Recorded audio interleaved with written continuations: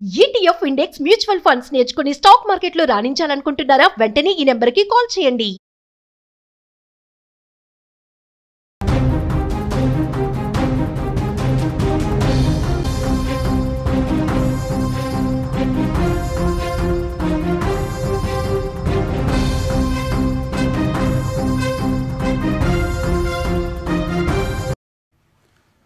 గండికోటలో దారుణ హత్యకు గురైన వైష్ణవి కేసు ఇక మిస్టరీగానే మిగిలిపోతుందా? పోలీసులు ఈ కేసును తేల్చలేకపోతున్నారా? పోలీసుల దగ్గర ఎటువంటి టెక్నికల్ ఎవిడెన్స్ లేదా? వైష్ణవిని సొంత అన్నలే చంపారంటూ కొన్ని సోషల్ మీడియా ఛానళ్ళు బలంగా వాళ్ళ అభిప్రాయాన్ని చెప్పాయి. అంతేకాదు హత్య ఎలా చేశారు, హత్యలో ఆమె తల్లి పాత్ర కూడా ఉందంటూ సోషల్ మీడియాలో పుకార్లు షికార్లు చేశాయి. మరి ఇప్పుడు పోలీసులు ఎందుకు వైష్ణవి కుటుంబ సభ్యులని అనుమానించట్లేదు? ఎందుకు వైష్ణవి కుటుంబ సభ్యుల్ని వదిలేశారు? ఈ హత్యలో వైష్ణవి కుటుంబ సభ్యుల పాత్ర లేదా? పోలీసుల మాటల్ని బట్టి చూస్తే తాజాగా ఇవాళ కడప జిల్లాలో జరిగిన క్రైమ్ హాఫ్ ఇయర్లీ రివ్యూ మీటింగ్లో రాయలసీమ రేంజ్ డిఐజీ కోయ ప్రవీణ్ చేసిన వ్యాఖ్యలు ఇప్పుడు సరికొత్త దుమారాన్ని రేపుతున్నాయి. ఒక రకంగా చెప్పాలి అంటే వైష్ణవి హత్య కేసు ముందుకు జరగట్లేదు, ఎటువంటి టెక్నికల్ ఎవిడెన్స్ లేదు, ప్రత్యక్ష సాక్షులు అక్కడ లేనే లేరు, వైష్ణవిని ఎవరు చంపారో ఇంకా మేము కనిపెట్టలేకపోతున్నామని చాలా స్పష్టంగా డిఐజీ కోయ ప్రవీణ్ చెప్పారు. అంతేకాదు ఎప్పటికి తేలుతుందని ఒక రిపోర్టర్ ప్రశ్న అడిగితే మాకేమైనా దివ్య శక్తులు ఉన్నాయనంటూ ఆయన చేసిన వ్యాఖ్యలు చూస్తుంటే వైష్ణవి హత్య కేసు మరుగున పడబోతుందనే సందేహం కలుగుతుంది. అంతేకాదు హంతకుల్లో ఆమె సోదరులు కానీ కుటుంబ సభ్యులు లేరు అని కూడా పరోక్షంగా పోలీసులు చెప్పినట్టుగా తేలిపోయింది. అంటే మరి వైష్ణవిని హత్య చేసింది ఎవరు? దీనికి కోయ ప్రవీణ్ చెప్పిన మాటలు వింటే కొంత అనుమానాలు కలుగుతున్నాయి. దాదాపు ఆ రోజు హత్యకు గురైన రోజు 360 మంది గండికోటకు వచ్చారని, అందులో 69 మందిని మేము షార్ట్ లిస్ట్ చేసి వాళ్ళని ప్రశ్నిస్తున్నామని, అంతేకాదు గండికోట దగ్గర డెడ్ బాడీ దొరికిన దగ్గర 2 సెల్ ఫోన్ టవర్లు ఉన్నాయి. ఆ 2 సెల్ ఫోన్ టవర్ల సిగ్నల్ అక్కడ కనిపిస్తున్నాయి. ఈ సెల్ ఫోన్ టవర్ల ద్వారా మేము కొంత తప్ప ఇంకా వేరే ఆధారం లేదు, ఈ సెల్ ఫోన్ టవర్ల సిగ్నల్ల ద్వారా ఫోన్లను కనిపెట్టి అప్పుడు హంతకులను కనిపెట్టాలి, ఇందుకోసం మొత్తం కొండను తవ్వి ఎలకని పట్టాలని ఆయన మాటల్లో చెప్పారు. ఒకసారి ప్రవీణ్ మాటలు విందాం. ప్రవీణ్ మాటలు విన్న తర్వాత కడప నుంచి మా ప్రతినిధి సుదర్శన్ మరింత సమాచారంతో మనకు లైవ్లో అందుబాటున్నారు. ముందు డిఐజీ ప్రవీణ్ ఏం మాట్లాడారో ఒకసారి వినండి. ఆ ప్రాంగణంలో ఎక్కడా కూడా రంగనాథ స్వామి ఆలయం కానీ ఆ పరిసర ప్రాంతంలో సీసీటీవీ కెమెరాలు అనేవి లేకపోవటం వల్ల, అందుబాటులో లేకపోవటం వల్ల కూడా పూర్తిగా టవర్ డంప్ అనాలిసిస్ మీద మా యొక్క పరిశోధన జరుగుతుంది, దర్యాప్తు జరుగుతుంది. సో ఆ 2 గంటల సమయంలో మనం అక్కడ ఏదైతే డెడ్ బాడీ లభ్యమైందో ఆ ప్రదేశంలో 2 టవర్ల యొక్క సిగ్నల్ వస్తుంది. గండికోట టవరు, తర్వాత కొండ అవతల ఏదో గుర్రం ఏదో ఉంది ఊరు, జాతర కూడా జరుగుద్ది అక్కడ. అవతల వైపు నది అవతల వైపు ఉన్న కొండ మీద టవర్ కూడా వస్తుంది. సో అన్నిటి మీద మనం అంతా కూడా నేరో డౌన్ చేసిన తర్వాత ఆ రోజు వచ్చిన 350 మంది సందర్శకుల్లో ఆ 2 గంటల సమయంలో ఆ 2 టవర్లోనూ కూడా 69 మంది సందర్శకులు అక్కడ ఉన్నట్టు మనం నిర్ధారణకు వచ్చాం. సో వాళ్ళ కోసం కూడా టీమ్స్ పంపించడం జరిగింది.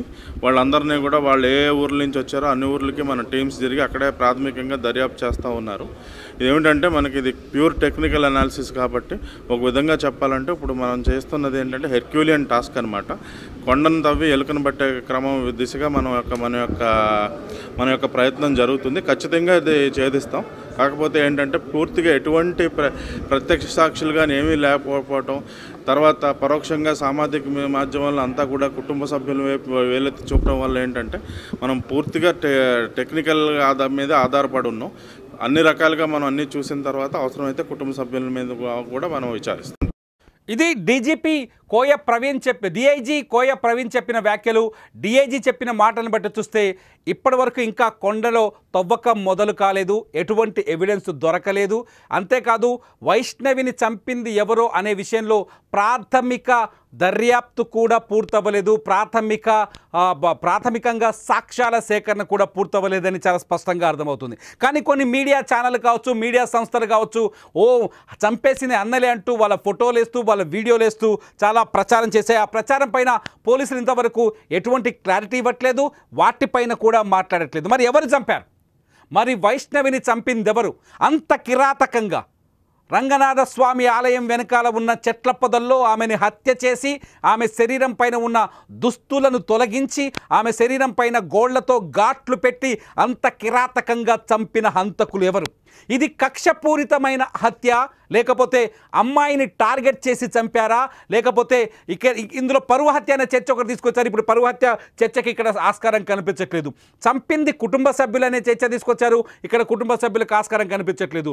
చంపింది లోకేషా అంటే లోకేష్కి కాదు అని టెక్నికల్ ఎవిడెన్స్ చెప్తున్నాయి. మరి చంపింది ఎవరు? గంజాయి బ్యాచ్ అన్నారు, గంజాయి బ్యాచ్కి సంబంధించిన ఏవి దొరకట్లేదు. ఒకసారి కడపకి వెళ్దాం. కడప నుంచి మా ప్రతినిధి సుదర్శన్ లైవ్లో ఉన్నాడు. సుదర్శన్, ఇవాళ డిఐజీ చేసిన వ్యాఖ్యల్ని మనం ఎలా అర్థం చేసుకోవాలి? అంటే విచారణ పూర్తి స్థాయిలో మొదలు కాలేదు, అసలు మొదలే కాలేదు అనుకోవచ్చా?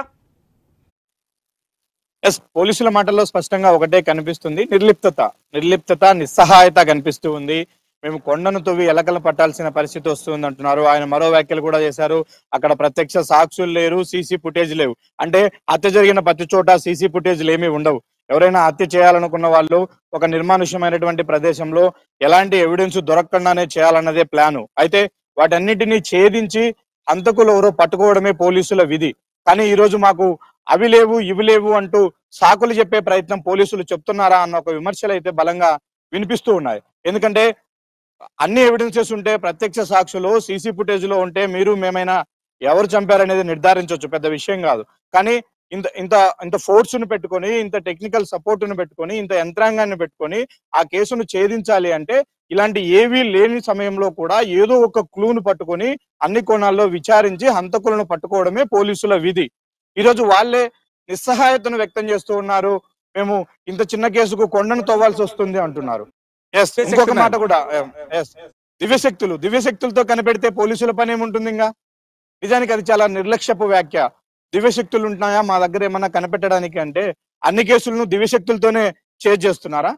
అన్ని కేసుల్లో హంతకులను దివ్యశక్తులతోనే పట్టుకుంటున్నారా? కానీ కేసులు ఛేదించట్లేదా? అంటే కొన్ని గంటల వ్యవధిలో నుంచి చూస్తున్నాం సుదర్శన్, ఈ కేసులో ఒక కీలకమైన చర్చ జరుగుతుంది, చాలా కీలకమైన చర్చ. చాలా మంది మనల్ని కూడా మన వీడియో కింద కావచ్చు, మన లైవ్ వీడియో కింద కావచ్చు అడుగుతున్నారు. చంపింది అన్నలే హత్య చేశారు, ప్లాన్ చేసింది ఒకను, హైదరాబాద్ నుంచి ముగ్గురు పట్టుకొచ్చారు, నలుగురిని పట్టుకొచ్చారు, పోలీస్ స్టేషన్లో పెట్టి వాళ్ళని బంధించి కొడుతున్నారు, లేకపోతే వాళ్ళు హింసిస్తారు. సిచ్యువేషన్ చూస్తేనేమో వాళ్ళ బ్రదర్స్ అంతా ఇంట్లో ఉన్నారు, ఒకే ఫ్యామిలీ దగ్గర ఒకే ఇంట్లో కనిపిస్తున్నారు, ఒకే కుటుంబంలో కనిపిస్తున్నారు. వాస్తవ పరిస్థితులు భిన్నంగా కనిపిస్తున్నాయి. అంటే ఇక్కడ అన్నల పైన అనుమానాలు వచ్చే విధంగా ఏమైనా పోలీసుల నుంచి లీకులు వచ్చాయా, లేకపోతే అన్నలు హత్య చేశారనే ఆధారాలు ఏమైనా ఉన్నాయా, లేకపోతే చివరికి ఇప్పుడు డిఐజీ మాటలు బట్టి చూస్తే అసలు అన్నల పాత్ర లేదని అనిపిస్తుంది. ఈ సిచ్యువేషన్ దీనిపైన ఏం జరుగుతుంది అక్కడ?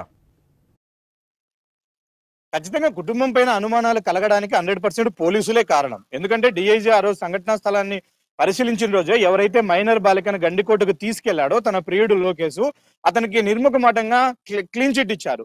అతను వెళ్ళాడు, వచ్చాడు, మళ్ళీ రిటర్న్ రాలేదు. కాబట్టి హత్యలో అతని ప్రమేమీ లేదు అంటే ఒక అనామకురాలైనటువంటి వైష్ణవి, ఒక విద్యార్థి, 17 ఏళ్ల పాప, కాలేజీలో చదువుకుంటూ ఉంది, ప్రేమ వ్యవహారంతో వేరే వ్యక్తితో ప్రేమ వ్యవహారం ఉంది, అతను హత్యకు కారణం కాదు అంటే ఆ వయసులో ఆ అమ్మాయిని చంపాల్సిన కారణం ఎవరుకుంటుంది? బహుశా బై జనరల్ అందరూ కూడా ఇది పరువు హత్యేమో, పేరెంట్సే చేసి ఉండొచ్చేమో, అన్నలే ఇందులో జరిగి ఉండొచ్చేమో, అన్నల పాత్ర అన్న కోణంలోనే అందరూ అనుమానించారు. ఆ అనుమానాలకు కారణం లోకేష్ కు క్లీన్ చిట్ ఇవ్వడమే. ఎవరైతే మైనర్ బాలికను తీసుకెళ్లారో అతని మీద ఏ ఎఫెక్షన్స్ కింద, అంటే ఏ నేరాల కింద అతని మీద కేసు కట్టాలో ఆలోచించారు. సుదర్శన్, ఒక మైనర్ బాలికను ప్రలోభపరిచినా, ఒక మైనర్ బాలికని లైంగికంగా ఆమె పైన దాడి చేసినా, లైంగికంగా లొంగ తీసుకునే ప్రయత్నం చేసినా ఖచ్చితంగా ఆ వ్యక్తి పైన పోక్సో యాక్ట్ ప్రకారం కేసులు నమోదు చేయాలి. కానీ లోకేష్ పరిస్థితి ఏంది? ఇంతవరకు లోకేష్ని అదుపులోకి తీసుకున్నారా? లోకేష్ పైన ఏమైనా కేసులు పెట్టారా? లోకేష్ పోలీసుల అదుపులో ఉన్నాడా, బయట ఉన్నాడా? ఇప్పుడు ఇది పెద్ద మిస్టరీగా మారింది. వైష్ణవిని ఎవరు చంపేదానికంటే ఆ రోజు నుంచి పోలీసులు లోకేష్ పాత్రకు క్లీన్ చిట్ ఇచ్చిన తర్వాత నుంచి లోకేష్ ఎక్కడున్నాడు అనేది తెలియట్లేదు. వాళ్ళ పేరెంట్స్ ని అడిగితే మాత్రం మా ఓడు ఎక్కడున్నాడో మాకు తెలియదు, ఇంటికి రాలేదు, కానీ సేఫ్ గానే ఉన్నాడని ఒక మాట అయితే పోలీసుల నుంచి వినిపిస్తుంది అని చెప్తున్నారు. అంటే ఇన్ని రోజులుగా పోలీసులు లోకేష్ ను తన వద్దే ఉంచుకున్నారా, అంటే కస్టడీలో ఉంచుకున్నారా, లేకపోతే అనఫిషియల్ గా అతన్ని విచారిస్తున్నారా? విచారించడానికి ఇంకేం కారణాలు ఉంటాయి? స్వయంగా పోలీసు ఉన్నతాధికారులే క్లీన్ చిట్ ఇచ్చిన తర్వాత లోకేష్ ని ఎందుకు విడిచిపెట్టలేదు? ఒకలా అదుపులో పెట్టుకుంటే అతని మీద ఏదైనా ఎఫ్ఐఆర్ ఇంతవరకు నమోదైందా? ఏ సెక్షన్ల కిందైనా అతని మీద కేసు కట్టారా, రిమాండ్కి ఇచ్చారా? అది లేదు. అంటే వీటన్నిటి విషయంలో కూడా పోలీసులు వాళ్ళ ఇష్టానుసారం వ్యవహరించడం ఒకటైతే నిర్లక్ష్యంగా వ్యవహరిస్తున్నారు. కేసు పక్కదారి పట్టడంలో, అనేక మంది పైన అనుమానాలు కలగడంలో మొదటి నుంచి కూడా పోలీసుల తీరే ఇందుకు కారణమవుతుంది. ఈ రోజుటికి కూడా వైష్ణవి గండికోట ప్రాంతంలో ఎక్కడ హత్యకు గురైందన్న దాన్ని ఒక స్పష్టంగా పోలీసులు నిర్ధారించలేకపోతూ ఉన్నారు.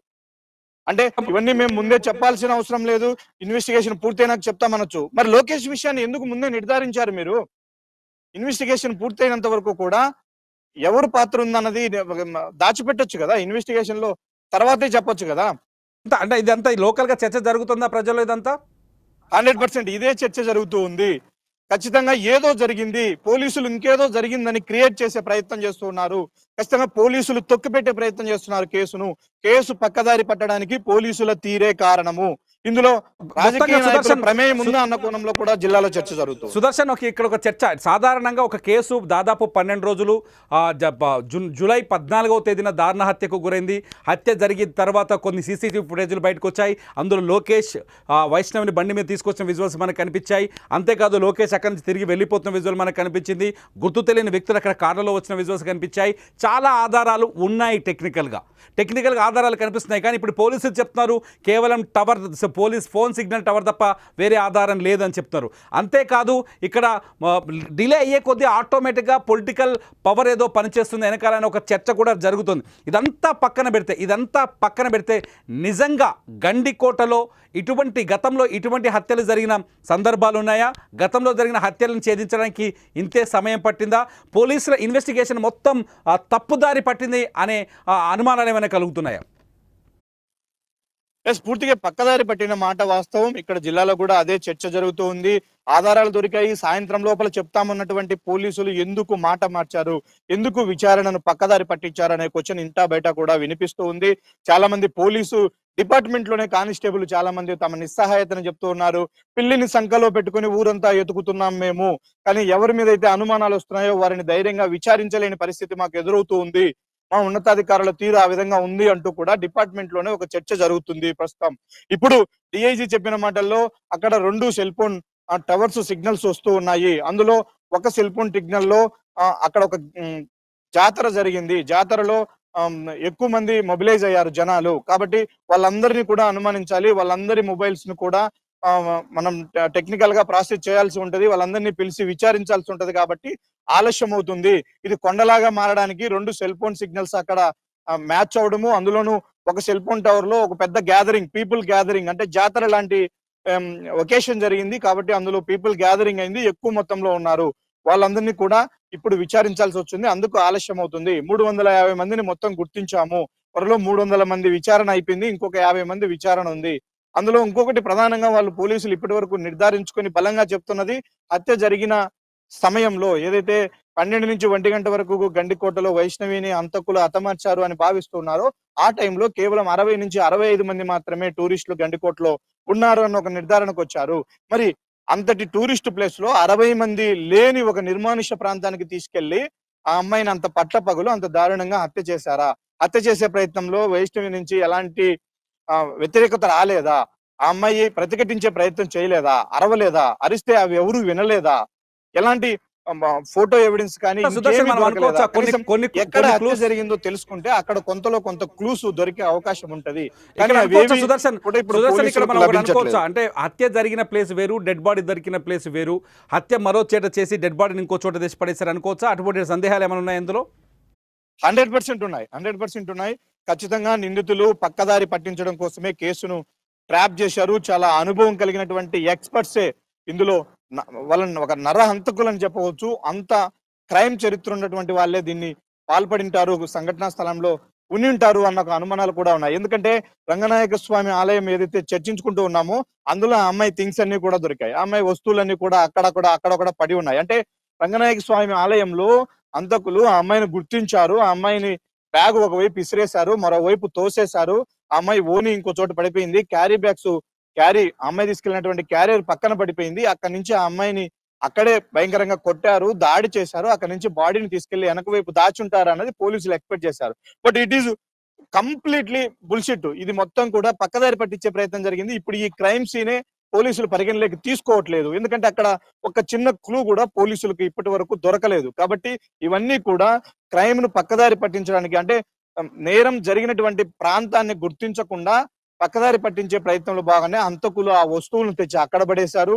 డెడ్ బాడీని తీసుకొచ్చి గుడి వెనక వైపు పెట్టారు. కానీ నిజంగా వైష్ణవిని హత్య చేసిన చోటు వేరే ఉంది. ఆ చోటు ఎక్కడ? గండికోట ఉన్నటువంటి కోట చుట్టూ మధ్యలో ఉన్నటువంటి ప్రదేశంలో ఎక్కడ వైష్ణవిని చంపారు? అంత నిర్మానుష్యమైనటువంటి, ఇప్పటికే డ్రోన్ కెమెరాలతో వీడియోలు చేశారు. అంటే ఫోరెన్సిక్ వాళ్ళని పిలిపించారు, క్లూస్ టీములను పిలిపించారు. ఆ టీమ్స్ 20-30 మంది టీమ్స్ గండికోటలో ఒక వారం రోజులుగా జల్లెడ పట్టారు ప్రతి చోట కూడా.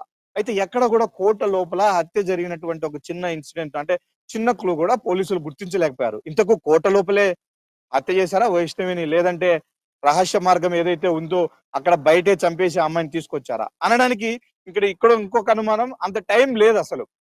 వీళ్ళకు బంధువులకు తెలిసింది అనేది లోకేష్ ఆ అమ్మాయిని తీసుకెళ్లాడు అనే దానికి ఈ టైం గ్యాప్ అంతా కూడా చాలా తక్కువ టైమే ఉంది. చాలా స్పష్టంగా సుదర్శన్, చాలా స్పష్టంగా చాలా టర్నింగ్లు కనిపిస్తున్నాయి ఈ కేసులో.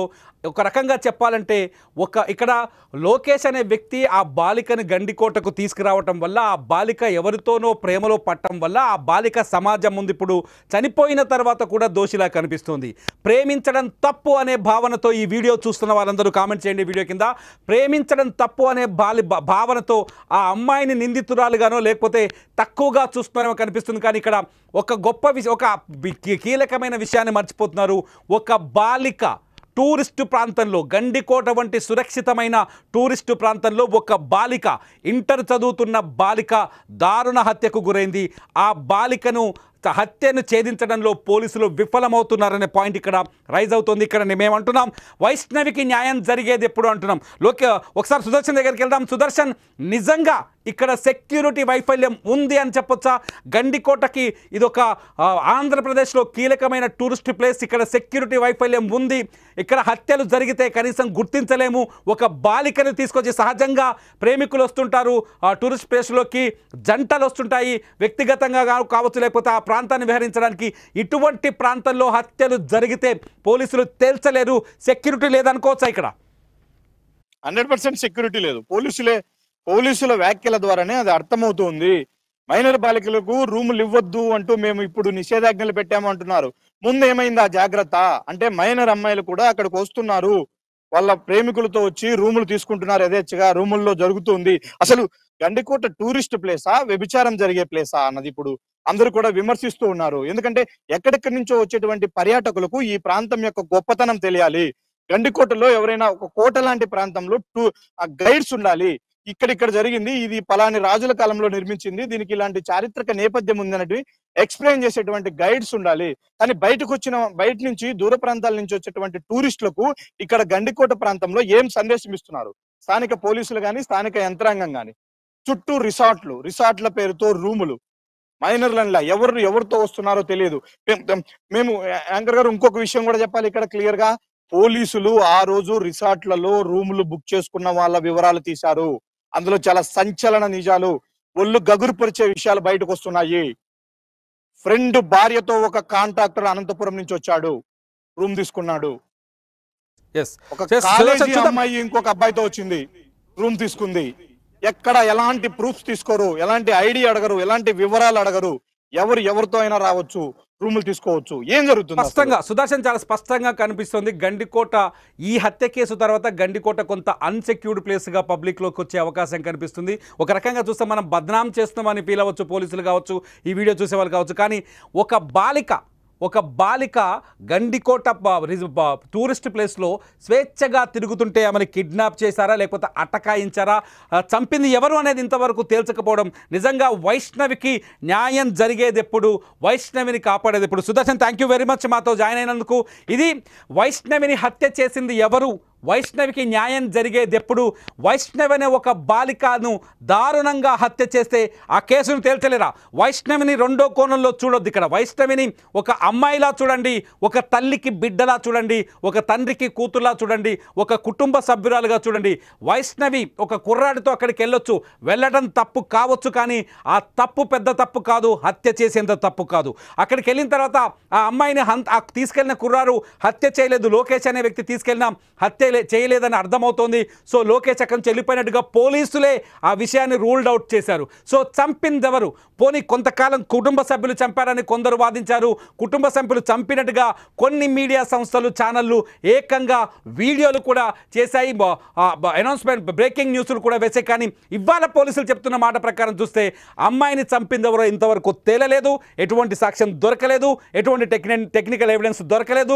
2 సెల్ ఫోన్ టవర్లను పట్టుకొని పోలీసులు విచారణ చేస్తున్నారు. ప్రత్యక్ష సాక్షులు లేరని ఏకంగా డిఐజీ చెప్తున్నారు. అంతేకాదు ఎంతమందిని అరెస్ట్ చేశారనే ప్రశ్నకి ఆయన ఆన్సర్ ఇంతవరకు ఎవరిని అదుపులోకి తీసుకోలేదని చెప్తున్నారు. అదుపులోకి తీసుకోలేదు, ఒక్క వ్యక్తిని కూడా గుర్తించలేదు. హత్యకు సంబంధించినటువంటి క్లూ కూడా ఇప్పుడు పోలీసుల చేతుల్లో లేదని తెలుస్తుంది. నేను అడుగుతున్నాను పోలీసులనే కాదు మొత్తం సమాజాన్ని అడుగుతున్నాను, వైష్ణవికి అన్యాయం జరిగిందా లేదా? వైష్ణవి అత్యంత దారుణంగా హత్యకు గురైందా లేదా? వైష్ణవిని మన ఇంటి ఆడబిడ్డగా చూడాలా వద్దా? ఎందుకంటే అమ్మాయి తప్పు చేసిందో వ్యక్తిని ప్రేమించడం తప్ప ఇంకేమీ చేయలేదు. అటువంటి వైష్ణవిని పరువు హత్య అని చెప్పేసి కొంత టర్న్ చేసే ప్రయత్నాలు జరిగాయి. ఇవన్నీ పక్కన పెడితే వైష్ణవికి న్యాయం జరిగేది ఎప్పుడు? డియర్ వ్యూవర్స్, మీరు కామెంట్ చేయండి. వైష్ణవికి న్యాయం జరిగేది ఎప్పుడు? వైష్ణవి న్యాయం కోసం జస్టిస్ ఫర్ వైష్ణవి అని హ్యాష్ట్యాగ్ క్రియేట్ అయింది ఇప్పటికే.